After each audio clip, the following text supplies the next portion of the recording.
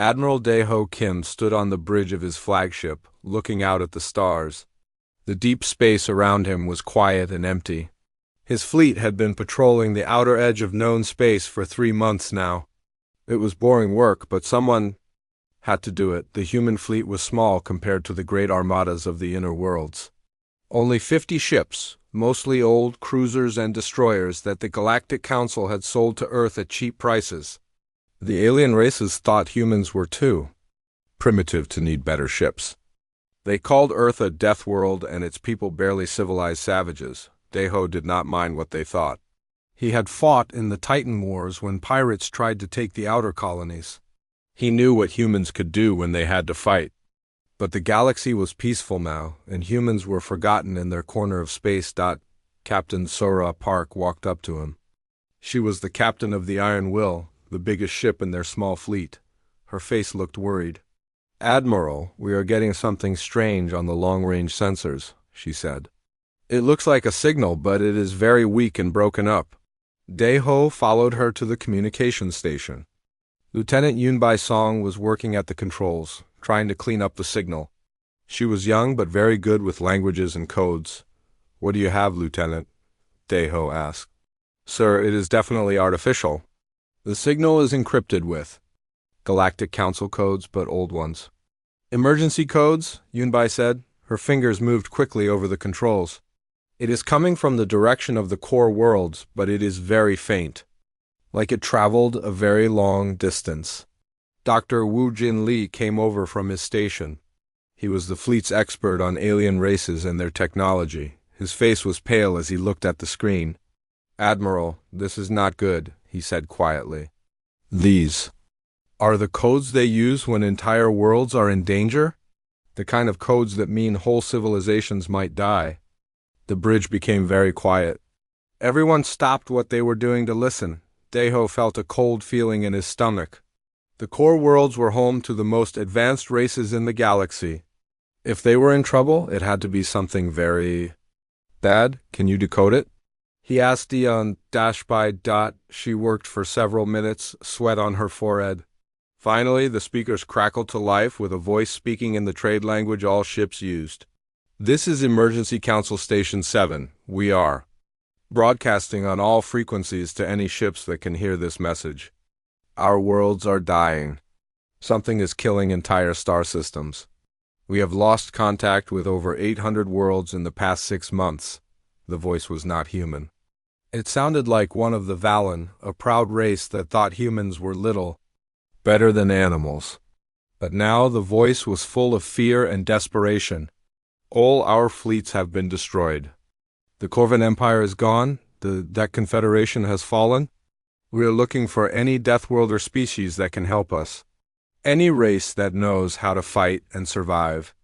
Please, if you can hear this, we need help." The message repeated 3 more times, then cut to static. The bridge was completely silent. Commander Ji-Hai Choi, the head of tactical operations, was the first to speak.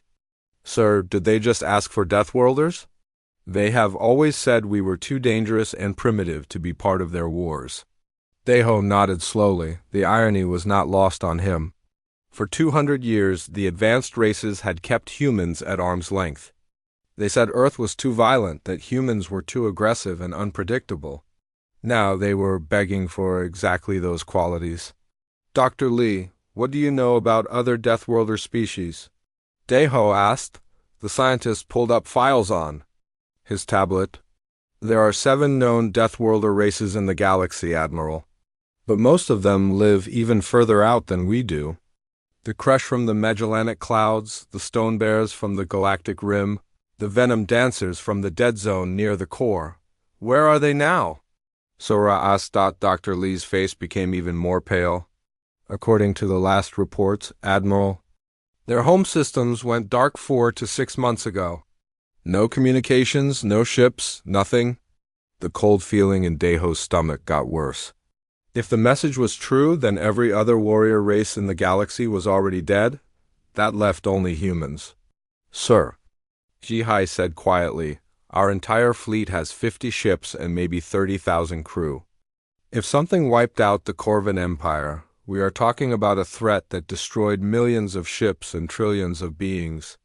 Deho looked around the bridge at his crew. They were good people, but they were not super soldiers.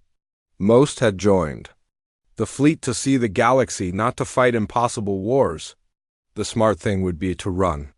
Take the fleet back to Earth and prepare defenses there, but the message kept playing in his head. 800 dead worlds, entire civilizations gone. And now the survivors were calling for help from the species they had always looked down on. Communications, can you trace where that signal came from? He asked. Yes, sir, Yunbai replied.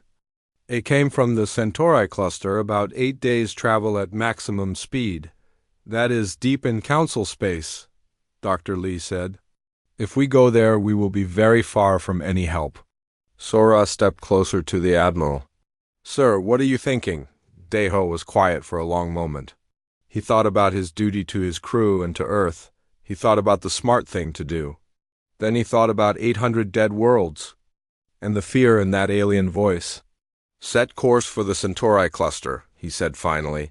Maximum speed. Sir? Jihai looked shocked. Admiral, we do not even know what we are flying into. No, we do not, Deho agreed. But those people asked for deathworlders, and we are all they have left. If we do not help them, who will? He turned to face the crew. Send a message to all ships in the fleet. Tell them we are responding to a distress call from the Galactic Council. Tell them it will be dangerous, and anyone who wants to leave can. Take a shuttle back to the nearest human base. And if they all want to leave? Sora asked quietly. Deho smiled grimly. Then we go alone, but I do not think that will happen. These are human sailors, Captain. When someone calls for help, we answer. The next few hours were busy as the fleet prepared for the long journey. As Deho had predicted, not a single crew member chose to leave. When the ships jumped to faster-than-light speed, all 50 vessels went together. None of them knew they were flying toward the greatest threat the galaxy had ever seen. None of them knew they would be facing an enemy that had destroyed civilizations far more advanced than their own. But they went anyway, because that was what humans did. In the empty space behind them, the distress signal continued to broadcast, hoping someone else might hear it. But there was no one left to listen. The Deathworlders of Earth were the galaxy's last hope, whether they knew it or not. The human fleet dropped out of faster-than-light travel at the edge of the Kepler 438 system. What they found there made everyone on the bridge stop breathing for a moment. Where there should have been a thriving star system with 3 inhabited planets, there was only death. The planets were still there, but they looked wrong. Instead of the blue and green colors that meant life, they were gray and brown like old bones. My God, Dr. Wu Jinli whispered. He was looking at the sensor readings with wide eyes. The planets are still there, but there is no life at all. No plants, no animals, no bacteria, nothing. Captain Sora Park felt sick as she looked at the main screen. What happened to all the people? That is what we need to find out, Admiral Deho Kim said. His voice was calm, but Sora could see his hands were tight on the chair arms. Doctor Hanwu Nam, take a team down to the surface. I want to know what did this.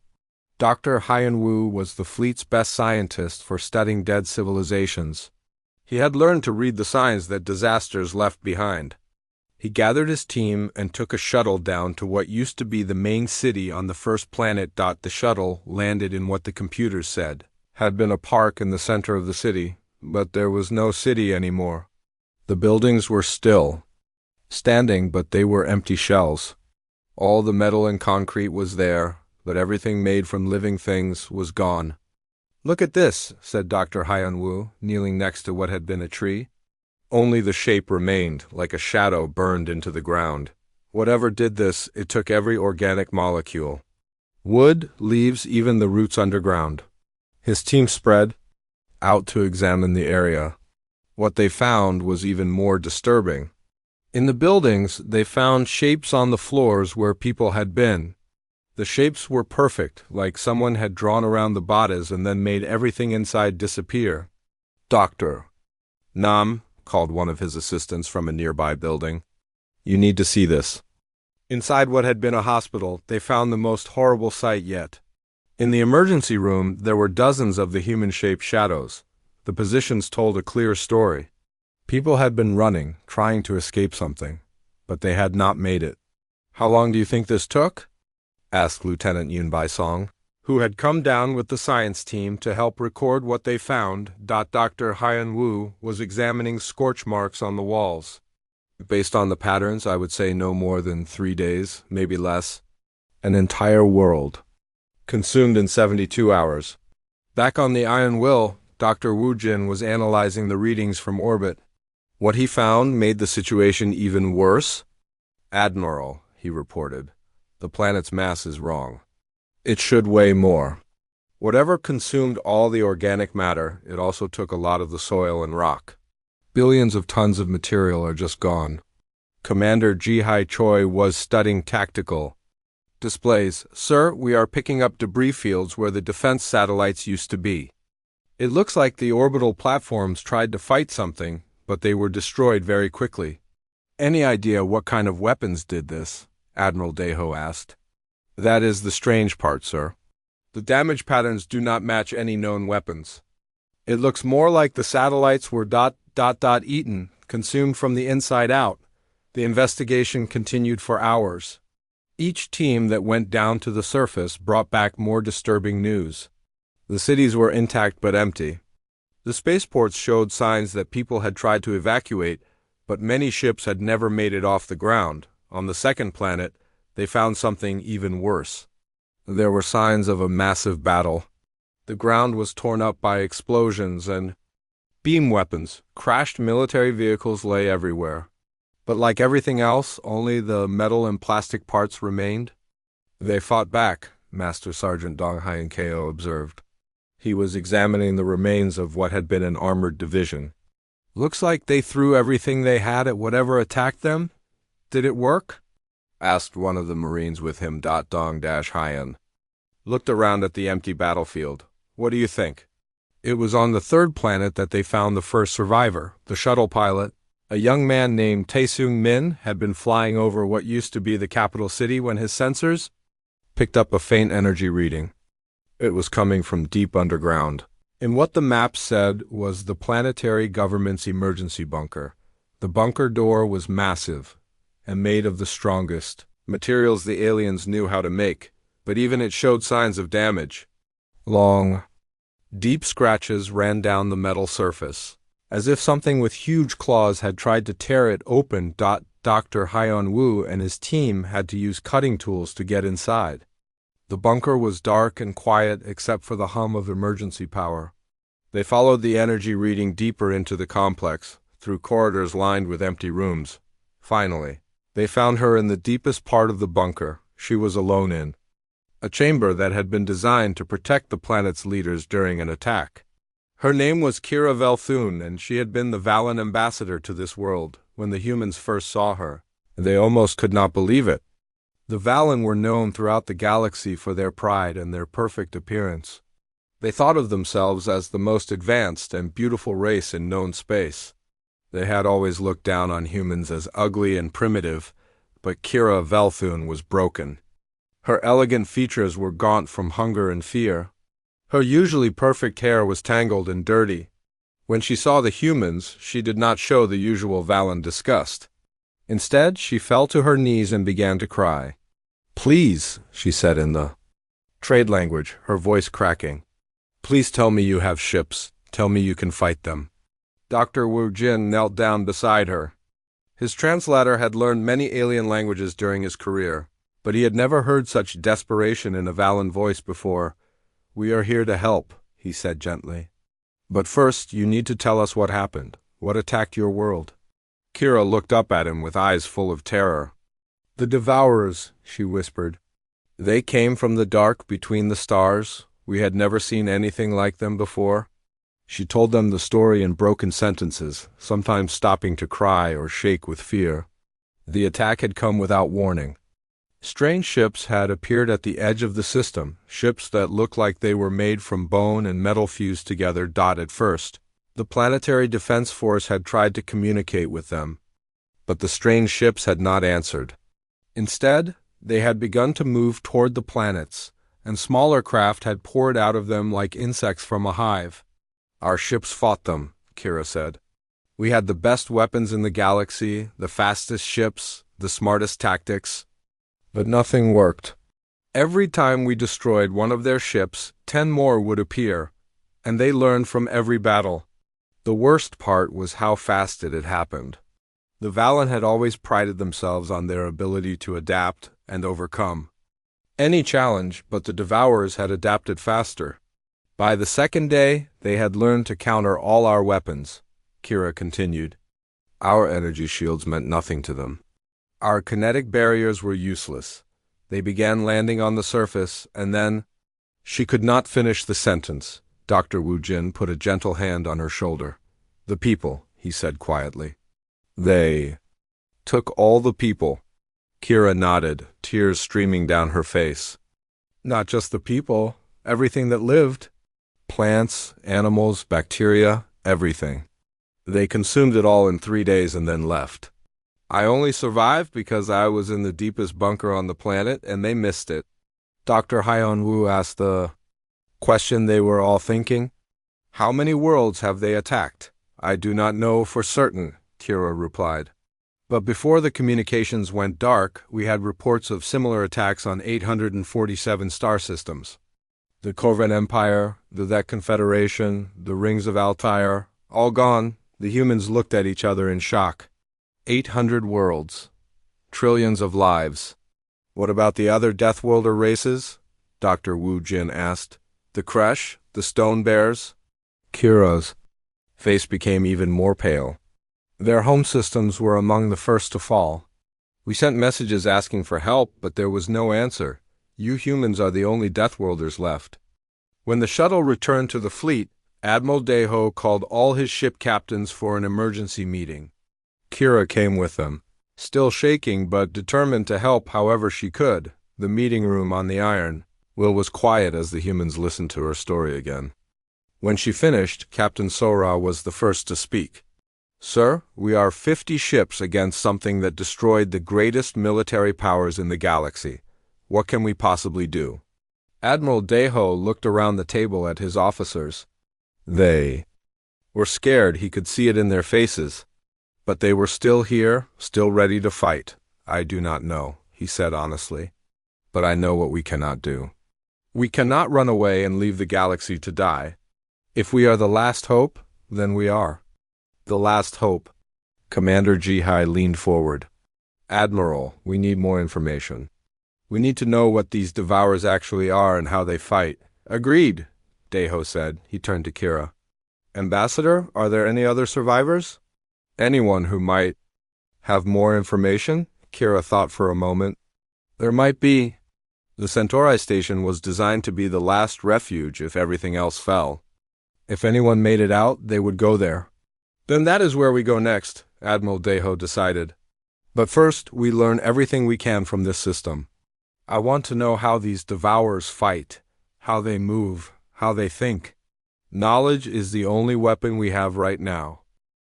The human fleet moved carefully toward the Kepler 442 system, where Centauri Station was supposed to be. Admiral Deho had split his ships into 3 groups, hoping that if they met the enemy, some might survive to warn Earth. Captain Sora Park was commanding the lead group when her sensors operator called out a warning. Captain, I am reading multiple contacts ahead. They are not broadcasting any identification signals. Sora felt her heart start beating faster. How many contacts inside Jeho? 12 ships, Captain, but they look strange. The computer cannot identify their design. On the main screen, the unknown ships appeared as dark shapes against the stars. They were unlike anything in the human databases. The ships seemed to be made of metal and something that looked organic, like bone or chitin. They moved in perfect formation, but there was something wrong about the way they flew. They are moving too smoothly, observed Commander Yuna Shen, who led the fighter squadrons. No ship flies that perfectly unless it is controlled by a computer. Dr. Wu Jin studied the readings from his station. Captain, I am not detecting any life signs from those ships. No heat signatures from crew areas, no communications between vessels. It is like they are empty. But the ships were not empty. As the human fleet got closer, the unknown vessels suddenly changed course and accelerated toward them at impossible speeds. Battle stations, Sora shouted. All ships, prepare for combat. The first exchange of fire lasted only minutes, but it taught the humans everything they needed to know about their enemy. The Devourer ships absorbed the humans' energy weapons like they were nothing. Kinetic rounds bounced off their hulls without doing damage, but the worst part was how the enemy fought back. Their weapons were unlike anything the humans had seen before. Beams of dark energy that seemed to eat through ship hulls and smaller craft that attached themselves to human ships and began consuming them from the outside. "Captain," called the damage control officer, "the enemy craft on our hull are doing something to the outer plating. It is like they are dissolving the metal," so Ra made a quick decision. "All ships, full reverse, get us out of range." The human ships pulled back, but not before losing 2 destroyers to the strange enemy weapons. The Devourer ships did not pursue. Instead, they stopped and seemed to analyze what had just happened. "Did you see that?" asked tactical analyst Sang Ho. "Limb over the cum system. They stopped fighting to study our tactics." Back on the flagship, Admiral Deho was reviewing the battle recordings with his senior staff. What he saw made him realize how much trouble they were in. "Look at this," said Dr. Wu Jin, pointing to a section of the recording. "In the first minute of the fight, our energy weapons were doing some damage. But by the 3rd minute, they were completely ineffective." General Byung-ho Yoon, who commanded the fleet's ground forces, shook his head in disbelief. "They adapted that quickly, in real time?" "It gets worse," Chief Engineer Kyung-mi Ru added. She had been analyzing the sensor data. "Their hull composition actually changed during the battle. They literally evolved new armor to protect against our weapons." "Commander?" Jihai was studying the tactical data. "Sir, if they can adapt this fast, how did any of the other races fight them at all?" The answer came from Kira Velthun, who had been quietly listening from the corner of the room. "We did not," she said simply. "Once they learned our weapons and tactics, the battles became massacres. This is why your small fleet lasted longer against them than our greatest armadas." "What do you mean?" Admiral Deho asked. "The Corvan Empire had perfect battle plans. Every ship knew exactly what to do in any situation. Their tactics were flawless and predictable." Kira's voice was bitter. "The Devourers learned their entire military doctrine in one battle and then countered everything." Dr. Wu Jin was examining more of the sensor data. "Admiral, I think I found something important. The adaptation process is not instant. It takes time." Everyone gathered around his console as he explained what he had discovered. "Look at the timeline," he said, pointing to the data. "When we first fired our plasma cannons, it took 47 minutes before their shields became completely immune. The same pattern appears with our kinetic weapons and our energy missiles." 47 minutes? Admiral Deho repeated thoughtfully. "That is specific." "Very specific," Dr. Wu Jin agreed. "It suggests that their adaptation process has limitations. They need time to analyze a threat and develop countermeasures." Tactical analyst Sang Ho was already working on the implications. "Sir, if we could change our tactics every 40 minutes, we might be able to stay ahead of their adaptation. But that would require us to have dozens of completely different weapon systems and battle plans," General Byung-ho pointed out. "No military force operates that way." Commander Jihai smiled grimly. "No alien military force operates that way. But humans might." She was right, and everyone in the room knew it. Human military history was full of improvisation, sudden changes in tactics and weapons that made no logical sense but worked anyway. "The problem is," said Chief Engineer Kyung-mi, "we do not have dozens of different weapon systems. We have what we brought from Earth." "Then we make new ones," Admiral Deho decided. "How long would it take to modify our existing weapons to work in completely different ways?" Kim-mi thought for a moment. "If we strip parts from damaged ships and use them to rebuild other weapons, maybe 3 days for the first modifications." But Admiral, these would not be reliable weapons. They would be experimental at best. Good, the Admiral said, surprising everyone. Unreliable weapons are harder to adapt to. Over the next several hours, the fleet worked frantically to prepare for another encounter with the Devourers. Engineering. Teams stripped parts from the destroyed ships and used them to create hybrid weapons that combined different technologies in ways that violated every rule of sensible military design. Dr. Seok-Jin Han, the fleet's weapons specialist, was particularly creative. He took plasma cannons and modified them to fire kinetic rounds coated in antimatter. He combined energy missile guidance systems with chemical explosive warheads. He even created weapons that would randomly switch between different types of ammunition. These are the most ridiculous weapons I have ever seen, he told Chief Engineer Kyung-mi as they tested the modifications. Half of them might explode when we try to fire them. Perfect, she replied. If we do not know what they will do, the enemy cannot predict it either. While the engineers worked, the military commanders developed new tactics that were deliberately chaotic. Instead of the careful, coordinated attacks that human forces usually used, they planned battles that would change every few minutes with no logical pattern. Colonel Insu Jang, who led the Special Operations Forces, suggested the most radical idea of all. What if we do not try to win the space battle? He asked during a planning session. What if we use it as a distraction while small teams board their ships? Board their ships? General Byung-ho looked shocked. Colonel, those are not ships with crews. They are thing else. Exactly, Insu replied. They are designed to fight ship-to-ship battles. But humans evolved fighting hand-to-hand on a world that tried to kill us every day. Maybe close-quarters combat is something they have not learned to counter yet. It was a desperate plan, but desperate was all they had. Admiral Daeho approved the boarding. Strategy is part of their overall chaotic approach to the next battle. The opportunity came sooner than expected. The fleet's long-range sensors detected another group of Devourer ships approaching the system. This time there were only 8 vessels, but they were larger than the ones the humans had fought before. All ships assume random attack pattern Delta, Admiral Daeho ordered. Remember, change tactics every 30 minutes whether they are working or not. The second battle was unlike anything that had ever happened in space warfare. The human ships attacked from unpredictable angles, using weapons that functioned differently each time they fired. Some of the modified weapons did explode when used, but even that became part of the chaos. The Devourers tried to adapt, but just as their defenses began to work against one type of attack, the humans would switch to something completely different. Energy weapons became kinetic weapons. Kinetic weapons became missiles.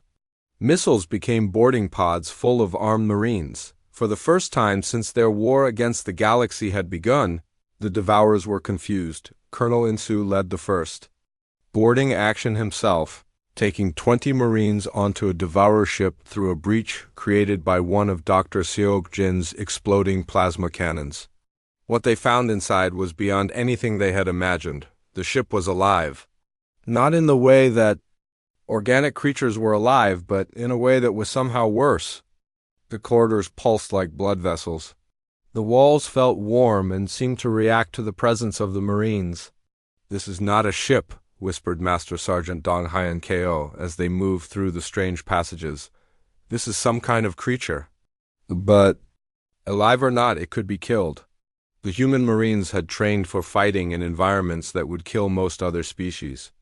They used weapons designed for close combat in the toxic swamps and radiation zones of Earth, inside the cramped, hostile interior of the Devourer ship. They were in their element. The ship's defenses were designed to counter energy weapons and missile attacks. The remains of Centauri Station floated in space like the skeleton of some massive creature. What had once been the greatest space city in the galaxy was now just twisted metal and empty corridors. But deep in its core, the human sensors detected something impossible. Life signs. Admiral Daeho ordered a careful approach. Captain Sora took a small team to investigate while the rest of the fleet stayed at a safe distance. ready to fight or run if the Devourers returned inside the stations. Emergency Command Center, they found nearly 200 survivors from dozens of different alien races. They had been living on emergency rations and recycled air for weeks, waiting for rescue that they thought would never come. The survivors told a story that made the humans realize just how big the threat really was. The Devourers had not just been attacking random worlds. They had been following a pattern, systematically destroying the galaxy's military and industrial centers first, then moving on to the civilian populations.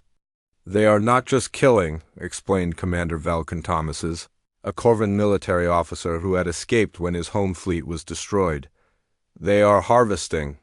Every organic molecule, every piece of biological matter, it all gets consumed and processed into more of their kind. Dr. Wu Jin studied the tactical reports the survivors had managed to save. How many ships do they have now? When my fleet engaged them 3 weeks ago, we counted over 50,000 Devourer vessels, Velkin replied. But that number grows after every world they consume. They turn the biomass into new ships, new weapons, new soldiers. The numbers were staggering. The human fleet had 50 ships. The enemy had 50,000 and they were growing stronger. Every day, but Admiral Deho had been thinking about their recent victory, and he had an idea. We cannot fight them ship to ship, he told his senior officers during an emergency meeting, but we do not have to. We just have to survive long enough to hurt them. What do you mean, sir? Asked General Byung-ho. I mean, we stop trying to fight like a traditional fleet, Deho explained. From now on, we fight like humans have always fought, like predators from a deathworld. Over the next few days, Admiral Deho completely changed how the human fleet operated. Instead of moving as one large group, the ships spread out across multiple star systems. They would strike at small Devourer groups, hit them hard and fast, then disappear before reinforcements could arrive. Colonel Insu Jang became the expert in what they started calling chaos tactics. His special forces teams would board Devourer ships not to capture them, but to plant explosives and cause as much damage as possible before escaping. The key is unpredictability, he explained to his Marines. Every attack has to be different. Every weapon has to work in a way they have not seen before. We cannot give them time to adapt. Dr. Seok Jin Han embraced this philosophy completely. He began creating weapons that were deliberately unreliable and unpredictable. Missiles that would change their target randomly. Energy weapons that fired at different frequencies each time. Kinetic rounds that would split into smaller projectiles at random intervals. These weapons violate every principle of good engineering, he told Chief Engineer Kyung-mi as they tested a particularly dangerous creation. They are inefficient, unpredictable, and some of them are more dangerous to us than to the enemy. Which is exactly why they work, she replied, watching as a test projectile split into 17 different pieces that each flew in a different direction. The Devourers expect weapons to behave logically. These do not. Commander Yuna Shin adapted the same principles to fighter combat. Her pilots began flying in patterns that made no tactical sense, using maneuvers that would normally be considered mistakes. They would attack the strongest enemy ships instead of the weakest ones. They would retreat when they were winning and press attacks when they were losing. It feels wrong, complained one of her pilots after a training exercise. Everything we learned at the academy says this is how you get killed in combat. Everything you learned at the academy is based on fighting other humans, Yuna replied. The Devourers have learned those same lessons. That is why we have to forget them. The new tactics worked better than anyone had expected. Over the next month, the human fleet fought 17 separate engagements with Devourer forces. They lost 8 ships and nearly 1,000 crew members, but they also destroyed over 200 enemy vessels. More importantly, they were learning how to hurt the Devourers in ways that could not be easily countered. The breakthrough came during the Battle of Kepler 186b, when Colonel Insu discovered something crucial about how Devourer ships were constructed. His boarding team had penetrated deep into one of the largest enemy vessels, A ship the size of a city that served as a command node for an entire Devourer fleet. The interior was the same living nightmare they had seen before, corridors that pulsed like veins, walls that felt warm and seemed to watch them, but this ship was different. Deep in its core, Insu found something that looked like a brain. It was a massive organic computer made from neural tissue harvested from thousands of different species. This was what controlled the ship and allowed it to adapt so quickly to new threats. If we can destroy this, he told his team over the com, the whole ship should shut down. But the brain was heavily protected. Energy weapons could not penetrate the shielding around it. Explosives were absorbed by the organic material before they could do damage. That was when Master Sergeant Dong Haiyan Ko had an idea that was either brilliant or completely insane. Sir, what if we do not try to destroy it? He suggested. What if we try to confuse it instead? He had brought along a device that Dr. Seok Jin had created for a completely different purpose. A neural disruptor designed to interfere with electronic communications. It was meant to jam Devourer control signals, but Dong Haiyan wondered what would happen if they used it on the organic brain itself. Sergeant, that could kill us all, Insu warned. We have no idea what that thing will do if we disrupt its thought processes. Sir, we are in the middle of a ship that wants to eat us, Dong Haiyan replied. We are probably dead anyway. Insu made the decision that defined the rest of the war. Do it. When the neural disruptor activated, the effect was immediate and terrifying. The ship began to convulse like a wounded animal. The corridors twisted and changed shape. The lights flickered between colors that human eyes were not meant to see, but most importantly, the ship stopped adapting to the attacks from the human fleet outside. Its defenses became confused and contradictory. Some sections of the hull became immune to energy weapons, while other sections became vulnerable to attacks. That should not have worked at all. Captain Sora, commanding the attack from outside, realized what was happening and immediately ordered a full assault.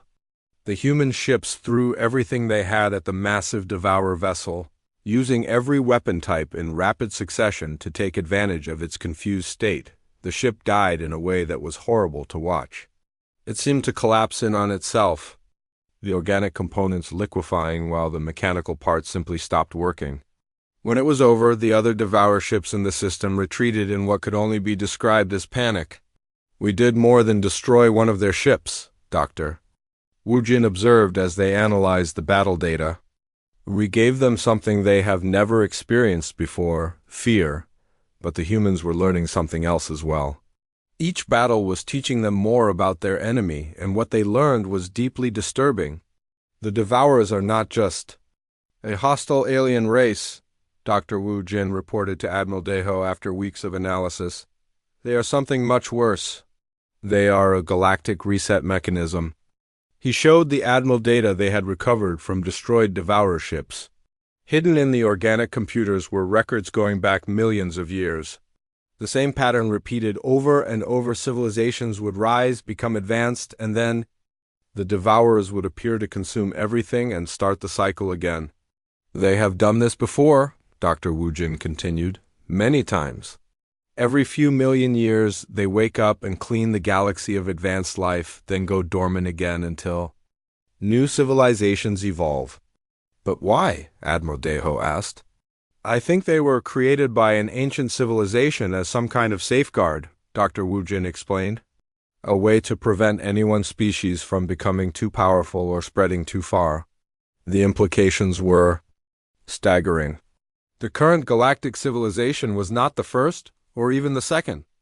There had been dozens of advanced societies that had risen and fallen, all consumed by the same enemy that humanity now faced. There is something else, Admiral, Dr. Wu Jin said quietly. According to these records, the Devourers have never encountered a species like humans before. Every other civilization they fought was highly advanced and organized. They followed logical patterns and used predictable tactics. But humans are deathworlders, Admiral Deho said, beginning to understand. Exactly, we evolved in chaos. We learned to survive by being unpredictable and adapting faster than our environment could kill us. The Devourer's programming was never designed to handle a species that thrives on uncertainty. This revelation changed everything. The human fleet was not just fighting for survival, they were fighting to break a cycle that had been repeating. For millions of years, Admiral Deho called together all the surviving representative. 3 months of hit-and-run warfare had changed everything. The human fleet had grown from 50 ships to over 300 as more survivors joined their cause. Ships from dozens of different alien races now flew under Admiral Deho's command, all of them learning the chaotic fighting style that seemed to be the only thing that worked against the Devourers, but the enemy had been learning too. The latest Devourer ships were harder to surprise, and their adaptation time was getting faster.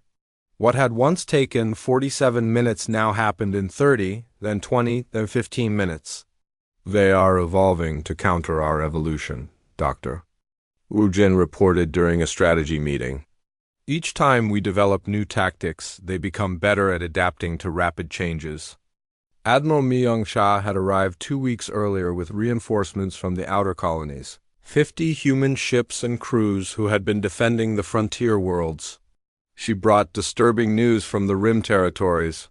The Devourers have started attacking human space, she reported. 3 colonies have gone dark in the past month. They are not just harvesting the inner worlds anymore. They want to eliminate us specifically. Dr. Tae-young Park, the fleet's expert on alien psychology, had been studying captured Devourer data for weeks. His findings were deeply troubling. Admiral, I believe the Devourers now see humanity as a direct threat to their primary function, he explained. Their programming is designed to eliminate advanced civilizations, but we represent something they were never designed to handle, a species that becomes more dangerous when faced with extinction. The proof of this came from intercepted Devourer communications.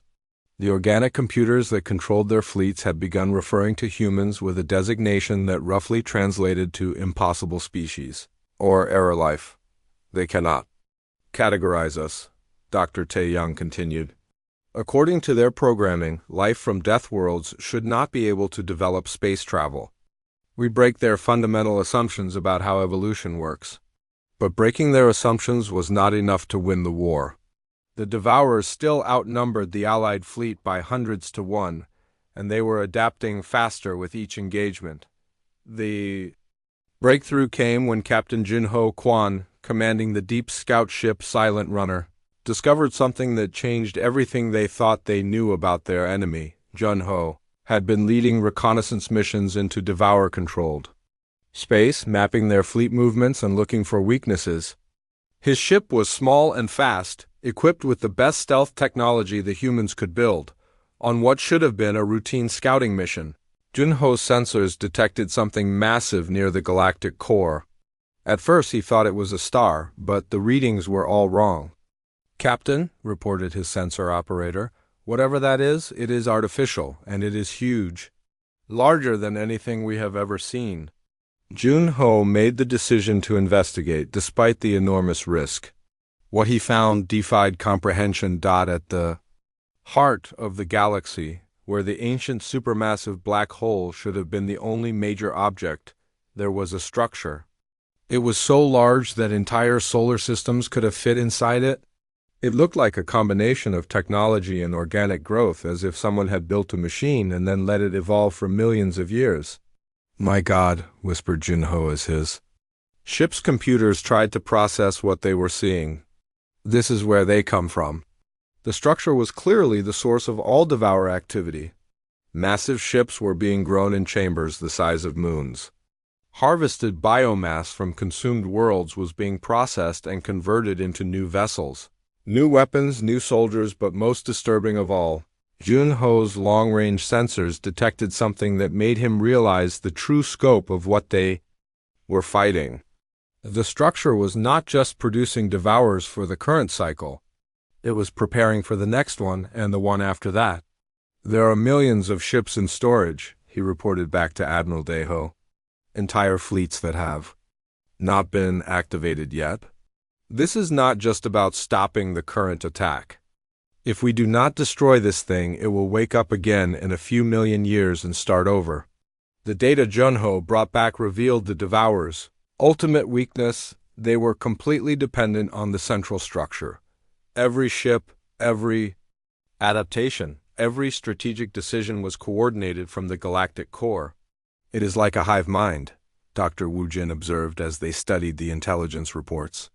Cut off the head, and the entire body dies. But destroying something the size of a solar system presented problems that no military force had ever faced before.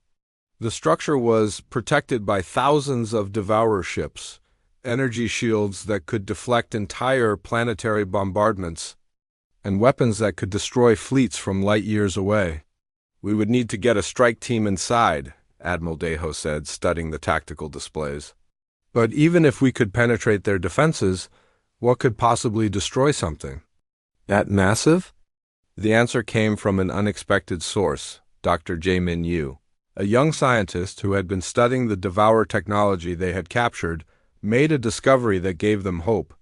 "Admiral, the structure is not just a factory," he reported.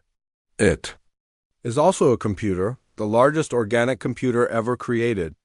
And like any computer, it can be hacked."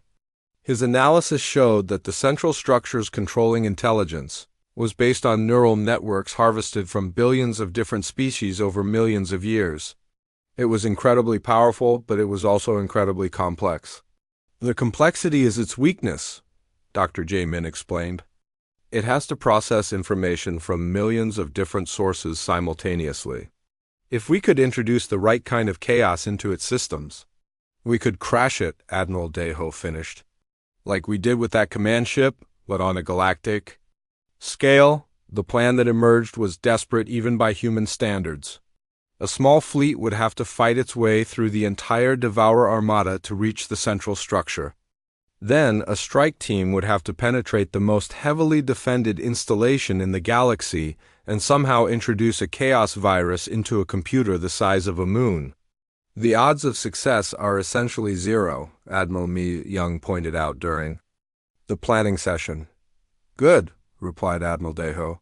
"If the odds were reasonable, the Devourers might be able to calculate a defense." Preparations for the final assault took 2 weeks. Every ship in the Allied fleet was modified with the most chaotic weapons and unpredictable systems the human engineers could create. Conventional military logic was thrown out completely in favor of tactics that made no sense to any rational observer. Captain Jun Ho volunteered to lead the strike team that would penetrate the central structure. His ship was equipped with a virus that Dr. Jae-min had designed, a piece of code that would introduce human-style randomness into the Devourer computer networks. "The virus is based on human neural patterns," Dr. Jae-min explained as they loaded it into the silent runners. "Computers. It thinks the way humans think, chaotically, unpredictably, with sudden jumps in logic that make no sense to a rational mind. Will it work?" Junho asked. "I have no idea," Dr. Jae-min admitted. "That is the point. If I knew it would work, then the Devourers could figure it out too." The journey to the galactic core took 5 days at maximum speed. As they traveled, the Allied fleet grew to over 500 ships as more survivors joined them. Species that had been enemies for centuries worked together, united by the knowledge that this was their last chance. When they finally arrived at the edge of Devourer space, what they saw was worse than their worst fears. The enemy had been preparing. For them, thousands of ships waited in perfect formation, their organic hulls gleaming in the light of the galactic core. "They know we are coming," observed Commander Ji-hai as she studied the enemy positions. "Of course they do," Admiral Deho replied. "They have been analyzing our tactics for months. They probably have counters prepared for everything we might try." "Then how do we win?" asked Captain So-Ra. Admiral Deho smiled grimly. "We do something they cannot possibly expect. We tell them exactly what we are going to do, and then we do it anyway." The final phase of the war was about to begin, and it would be unlike anything the galaxy had ever seen. The ultimate test of order versus chaos, logic versus madness, perfect adaptation versus human unpredictability. As the Allied fleet prepared for the assault that would determine the fate of all life in the galaxy. One thing was certain: whatever happened next would either save the galaxy or destroy it completely. There would be no middle ground in the battle at the heart of darkness. The last message Admiral Deho sent before the battle began was broadcast on all frequencies, in every language known to the allied species. It was simple, direct, and completely honest about what they were about to attempt. This is Admiral Deho Kim of the Human Deep Space Fleet, commanding the Allied Liberation Force. We are going to attack the Devour Central Command at the Galactic Core.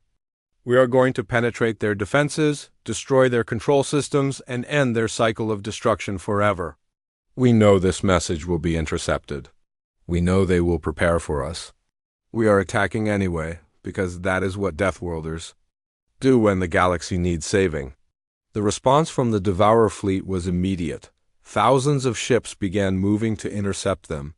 But for the first time since the war began, the Allied fleet did not try to avoid the Battle of the Galactic Core began with the largest space engagement in the history of the galaxy.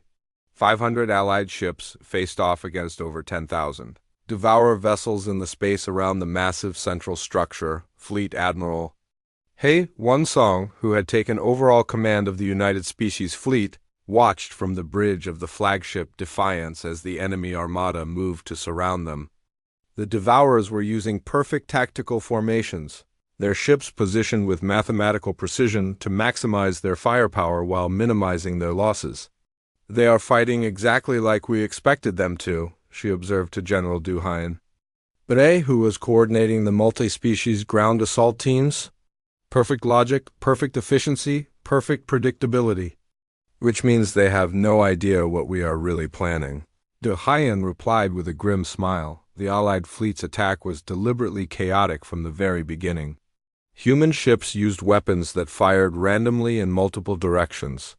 Alien vessels employed tactics that violated every principle of space combat they had ever learned. Fighter squadrons attacked in patterns that seemed designed to get them killed. To any rational observer, it looked like complete madness. But that was exactly the point. All ships, execute Chaos Protocol 7, Admiral HFY ordered. Remember, if what you are doing makes sense, you are doing it wrong. Captain Jinho Quan, commanding the strike mission aboard the Silent Runner, used the massive battle as cover to approach the central structure. His ship was loaded with the virus that Dr. Jae Min-yu had created, but getting close enough to upload it would require penetrating defenses that had been designed to stop entire fleets. Sir, the structure's defensive grid is activating, reported his tactical officer. They have weapons that could destroy planets. Good thing we are not a planet, Jinho replied. Helm, take us in through the debris field from that destroyed moon. Use the wreckage as cover. The Silent Runner weaved through space debris and energy beams that could have vaporized a city. Jinho's pilot, a young woman named Hyejin Park, flew the ship like it was a fighter craft, pulling maneuvers that should have torn the vessel apart. Captain, the inertial compensators are failing, called out the chief engineer. If we keep pulling these Gs, the ship will come apart. Then we better get there fast, Junho said. All power to engines. Forget the compensators. Meanwhile, the main battle had become the most chaotic engagement in galactic history. The Devourers were trying to adapt to the Allied tactics, but every time they developed a counter to one type of attack, the Allies would switch to something completely different. Dr. Wu Jin, monitoring the battle from his science station, noticed something remarkable happening. Admiral, the Devourer adaptation rate is slowing down, he reported. They are taking longer and longer to counter our attacks. Why? Admiral HFY asked. I think their central processor is becoming overloaded, Dr. Wu Jin explained. They are receiving too much contradictory data. Their perfect logic is working against them. The Devourers had been designed to fight rational enemies who used consistent tactics. But the Allied fleet was using tactics that changed every few minutes. Weapons that worked differently each time they fired, and strategies that made no logical sense. For the first time in millions of years, the Devourers were experiencing something their programming had never accounted for. Confusion. Captain Junho, had finally reached the outer hull of the central structure. But what he found there was beyond anything they had prepared for. The structure was not just large, it was alive in a way that made their previous encounters with devourer ships seem simple. "Sir, the hull is reacting to our presence," reported his science officer. "It is trying to seal itself wherever we attempt to breach it." "Then we make more holes than it can seal," Junho decided. "All Marines, prepare for forced entry. We are going to cut our way inside using every tool we have." The boarding action that followed was unlike anything in military history. Junho's team used plasma cutters, explosive charges, and even handheld mining equipment to tear through the living metal of the structure's hull. The structure fought back, trying to heal itself faster than they could damage it, but humans had evolved on a world that constantly tried to kill them. They knew how to keep fighting when everything seemed hopeless. Inside the structure, they found something that defied comprehension. Corridors the size of canyons stretched in all directions. The walls pulsed with organic circuits that carried information from across the galaxy. And at the center of it all was the controlling intelligence. A brain the size of a mountain, made from neural tissue harvested from billions of different species. "Dr. J. Min, this is bigger than we thought," Junho reported. "How do we upload a virus into something this massive?" Dr. J. Min's voice came back over the calm despite the chaos of the battle around him. "Captain, the virus is not designed to destroy the system. It is designed to confuse it. You just need to inject it anywhere in the neural network. The chaos will spread on its own." Junho and his team fought their way through corridors that tried to seal themselves, past defenses that adapted to their weapons in real time. They lost half their people getting to the central chamber, but they kept going because that was what humans did. When they finally reached the heart of the Great Brain, Junho found himself face to face with the most alien intelligence in the galaxy. The central processor was not just a computer. It was a collective consciousness made from the thoughts of every species the devourers had ever consumed, and it was aware of them. "Human," it spoke, its voice coming from everywhere at once. "You are the error in our calculations. You should not exist." "But we do exist," Junho replied as he prepared the upload device. "And that is your problem. We have analyzed your species. We understand your tactics. We will adapt." Junho smiled as he activated the virus upload. "You understand what we have done so far?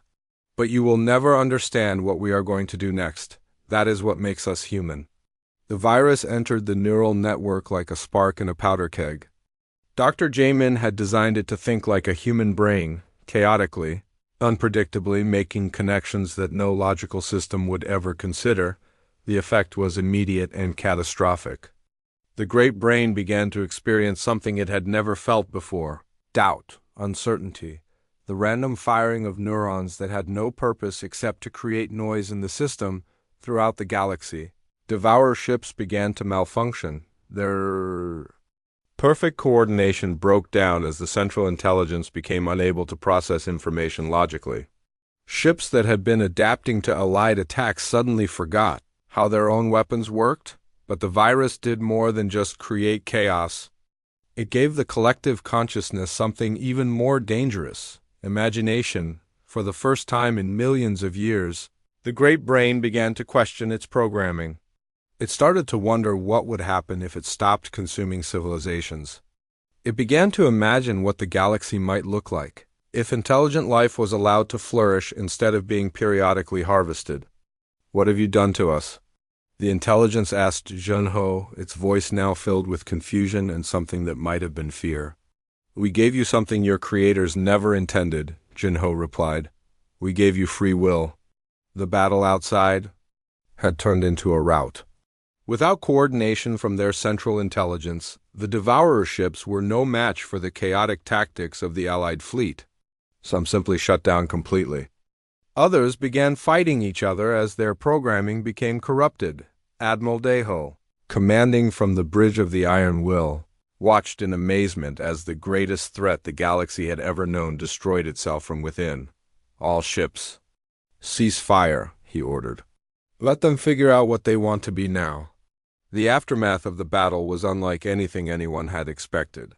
Instead of dying, the Central Intelligence began to evolve.